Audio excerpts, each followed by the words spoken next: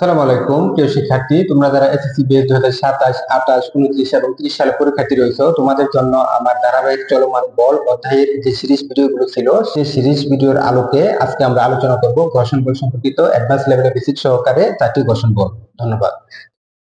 আমরা জানি 1 নাম্বার যে ঘর্ষণ বলটি রয়েছে সেটি হচ্ছে স্থিতি ঘর্ষণ। এই স্থিতি ঘর্ষণ বলের জন্য যদি আমরা দেখি যে একটি সমতলের উপর একটি ব্লক রাখা আছে, এখন এই ব্লকটির ভর যদি m হয় তাহলে তার ওজন কিন্তু হচ্ছে mg। এখন আমাদের মনে রাখতে হবে এই ব্লকটিকে যদি আমরা ধাক্কা দিই, সামনের দিকে যদি ধাক্কা দিই, তাহলে এদিকে কিন্তু ঘর্ষণ বল কাজ করবে তার উল্টো দিকে, অর্থাৎ এই ধাক্কার উল্টো দিকে, সেটি হচ্ছে স্থিতি ঘর্ষণ বল। বস্তুটিকে যতই আমরা ধাক্কা দিব ততই কিন্তু স্থিতি ঘর্ষণের মানটি বাড়তে থাকবে, অর্থাৎ এই ব্লকটি গতিশীল হতে চাইবে না। এমন একটা সময় আসবে যে এই বল, এই স্থিতি ঘর্ষণ বলের যখন সমান হবে তখন সেটি চলার উপক্রম হবে। এই সর্বোচ্চ যে মানটি সেটিকে আমরা বলবো সীমাস্থ স্থিতি ঘর্ষণ বল, অর্থাৎ এই সীমাস্থ স্থিতি ঘর্ষণ বল আমরা বলবো। আরেকটি মজার বিষয় হচ্ছে, তোমাদের অবশ্যই মনে রাখতে হবে যতক্ষণ পর্যন্ত কোনো বস্তুর উপর বল প্রযুক্ত না হবে ততক্ষণ পর্যন্ত কোনো ঘর্ষণ বল থাকবে না, অর্থাৎ স্থিতি ঘর্ষণ বল কিন্তু থাকবে না। এখন এই বস্তুর ভর যত বেশি হবে, ততই কিন্তু তার ওজনটাও বেশি হবে। এই ওজন যত বেশি হবে তাহলে এই এই সমতলের উপর তার যে প্রতিক্রিয়া রয়েছে এই প্রতিক্রিয়ার মানটি কিন্তু বেশি হবে। এই জন্য আমরা বলবো যে এই ওজন যত বেশি তাহলে ঘর্ষণ বলের মানও কিন্তু বেশি হবে, অর্থাৎ প্রতিক্রিয়াটাও কিন্তু বেশি হবে। সেক্ষেত্রে আমরা লিখবো যে কোন বস্তুর এই ঘর্ষণ বল অর্থাৎ এই স্থিতি ঘর্ষণ বল হচ্ছে অবিলম্বিত প্রতিক্রিয়ার সমানুপাতিক। এই অবিলম্বিত প্রতিক্রিয়া হচ্ছে কি সমানুপাতিক।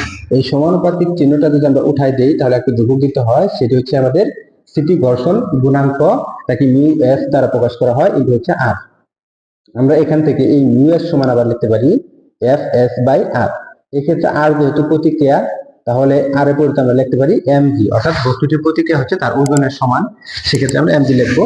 এই মিউ এস হচ্ছে স্থিতি ঘর্ষণ গুণাঙ্ক, মিউ এস সমান আমরা লিখবো এফ এস ডিভাইড বাই হচ্ছে এমজি। ঠিক একইভাবে আমরা গতীয় ঘর্ষণের বেলায়, অর্থাৎ 2 নম্বর যদি দেখি যে গতীয় ঘর্ষণ, এই যে গতীয় ঘর্ষণ, এই গতীয় ঘর্ষণের বেলায় কিন্তু এই সেম একইভাবে চিত্রটি আসবে। সেক্ষেত্রে এখানে হবে আমাদের এফ কে, এবং এফ কে হচ্ছে, অর্থাৎ এই যে গতীয় ঘর্ষণ বল, এই গতীয় ঘর্ষণ বল হচ্ছে এই অবিলম্বিত প্রতিক্রিয়া এর সমানুপাতিক। এই সমানুপাতিক চিহ্ন উঠাই দিলে আমাদের একটি সমানুপাতিক ধ্রুবক মিউকে দিতে হবে, এবং এটি যেহেতু গতীয় ঘর্ষণ বল তাহলে এটি হচ্ছে আমাদের এফ কে। কোনো বস্তু যখন চলমান অবস্থায় থাকবে তখন চলমান অবস্থায় থাকা অবস্থায় ওই বস্তুটির তল এবং ওই সমতলের মধ্যবর্তী যে ঘর্ষণ বল কাজ করে সেটি কিন্তু হচ্ছে গতীয় ঘর্ষণ বল। সেক্ষেত্রে এই মিউ এস পরিবর্তে হবে আমাদের মিউ কে, এক্ষেত্রে এফ এস পরিবর্তে হবে আমাদের এফ কে। এক্ষেত্রে আমরা লিখতে পারি এখানে কে এবং এখানে আমরা লিখবো কি কে। তাহলে আমরা দেখতে পাচ্ছি যে গতীয় ঘর্ষণের বেলা সূত্র কিন্তু সেম একই সূত্র। ঠিক একইভাবে আমরা যদি দেখি যে আবর্ত ঘর্ষণের বেলায় কি হবে। আবর্ত ঘর্ষণ, এই আবর্তন ঘর্ষণকে বলা হয় আমাদের রুলিং ফ্রিকশন। এই জন্য আবর্তন ঘর্ষণের ক্ষেত্রে আমরা মিউ আর দ্বারা প্রকাশ করব।